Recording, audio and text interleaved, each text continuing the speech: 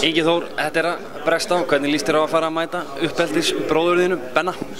Mér líst mjög vel á það. Það er mjög spennandi. Liðin sem þetta snýst allt eru hérna bara mjög áþekk og það er svona erfitt að taka út styrkleika og veikleika og ökulegs. Þetta mun bara snýst það bara hvort liðin svona nær fram sínuleik. Þórsarar stóla örugglega á það að sjötti maður þeirra, Græni drekinn, verði þarna að þvælast fyrir ykkur. Verðið þið með einhvern sjötta mann á ferðinni, svona í stúkunni?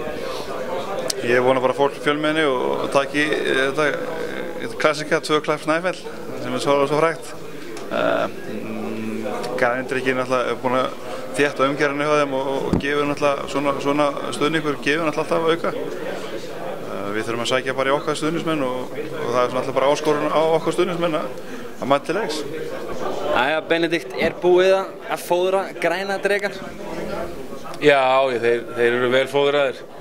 Það þarf ekki að auka fóður á það. Það er bara að vera að tælja niður klukkutíman á mínúturnar og það er allir klárir í dag. Þannig að það er bara að vera að bíða eftir að föstudagur renni upp. Heimavöllurinn í þessari rimmu, hefur hann eitthvað að segja?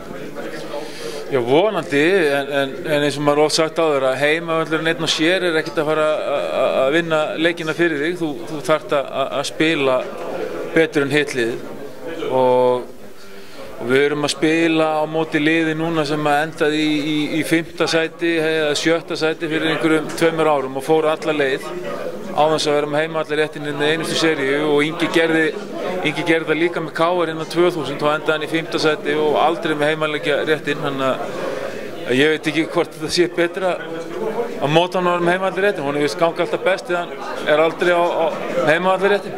Maður er eitthvað búinn að reyna að fá fólk til að virða fyrir þessa seríu. Það gengur engum neitt að tjá sig þetta?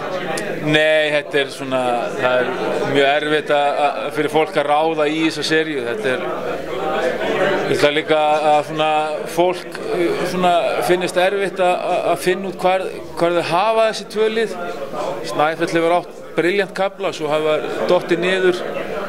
Margir á því að við höfum kannski overachievað og nú sé komin tíma á okkur og alls konar svona diskuteringar í gangi, þannig að það bara gerir þetta skemmtilegt, það sé erfitt að ráða í þetta en svona við sem erum með liðin dagstæðlega, við svona kannski þekkjum þetta aðeins betur.